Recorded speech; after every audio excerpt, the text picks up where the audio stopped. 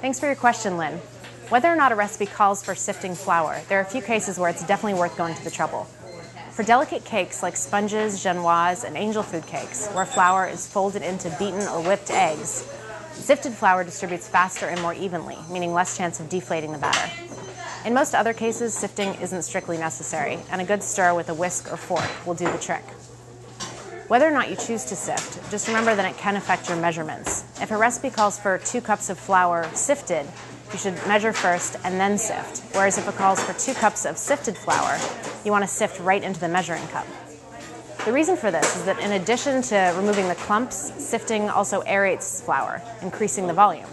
So 1 cup of sifted flour is actually less than a cup unsifted. Finally, if you don't have a dedicated sifter, no worries. A fine mesh strainer works just as well. Hope that helps.